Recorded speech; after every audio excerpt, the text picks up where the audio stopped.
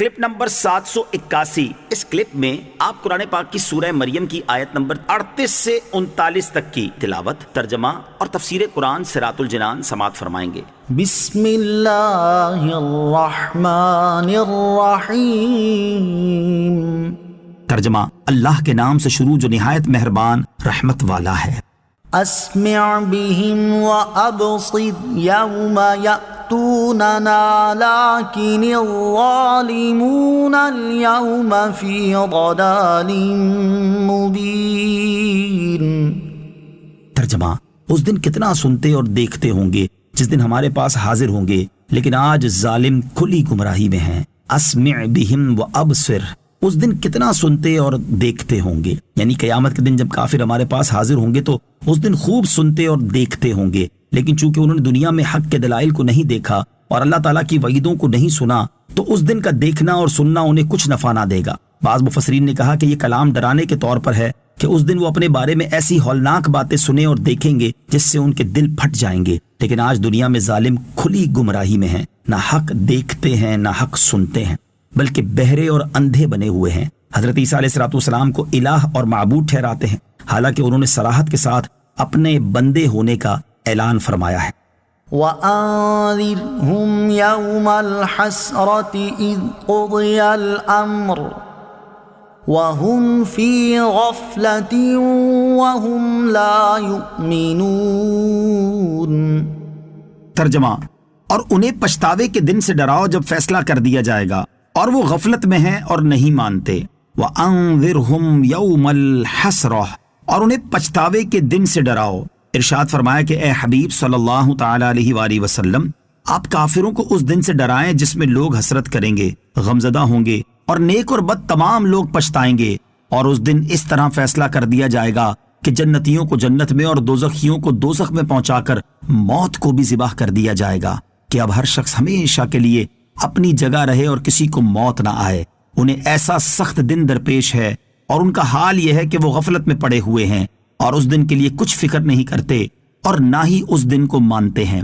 قیامت کے دن کی اس کیفیت کے بارے میں حضرت ابو سعید خدری رضی اللہ تعالیٰ عنہ سے روایت ہے کہ رسول اللہ صلی اللہ تعالیٰ علیہ وسلم نے ارشاد فرمایا، جب اہل جنت جنت میں داخل ہو جائیں گے اور دوزخی دوزخ میں رہ جائیں گے تو موت کو ایک سرمئی مینڈھے کی شکل میں لایا جائے گا، اسے جنت اور دوزخ کے درمیان کھڑا کیا جائے گا، پھر ایک منادی ندا کرے گا، اے اہل جنت، پس وہ گردن اٹھا کر دیکھیں گے تو ان سے کہا جائے گا، کیا تم اسے جانتے ہو؟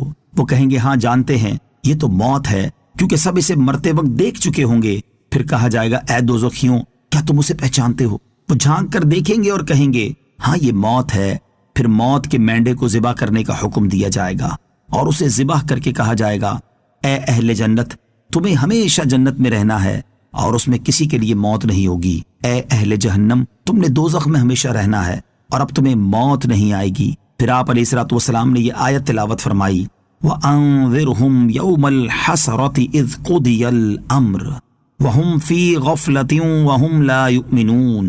ترجمہ، اور انہیں پچھتاوے کے دن سے ڈراؤ جب فیصلہ کر دیا جائے گا اور وہ غفلت میں ہیں اور نہیں مانتے، اور ہاتھ سے دنیا کی طرف اشارہ فرمایا کہ دنیا کا شیدائی غفلت میں ہے۔ اخروی تیاری کی ترغیب۔ اس آیت میں قیامت کے دن کے بارے میں ارشاد ہوا کہ وہ ایسا دن ہے جس میں لوگ حسرت کریں گے اور پچھتائیں گے، اور لوگوں کا حال بیان ہوا کہ وہ اس دن کی تیاری سے غافل ہیں اور اس دن کو ماننے پر تیار نہیں۔ ان کے بارے میں ایک اور مقام پر ارشاد باری تعالیٰ ہے، قد خسر الذين كذبوا بلقاء الله حتى إذا جاءتهم الساعة بغتة قالوا يا حسرتنا على ما فرطنا فيها وهم يحملون أوزارهم على ظهورهم ألا ساء ما يزرون۔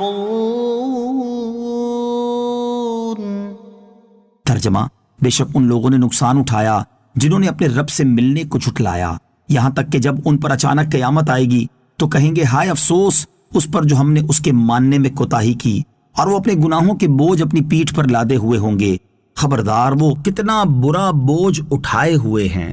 اور ان کا انجام بیان کرتے ہوئے ارشاد فرماتا ہے ان الذين لا يرجون لقاءنا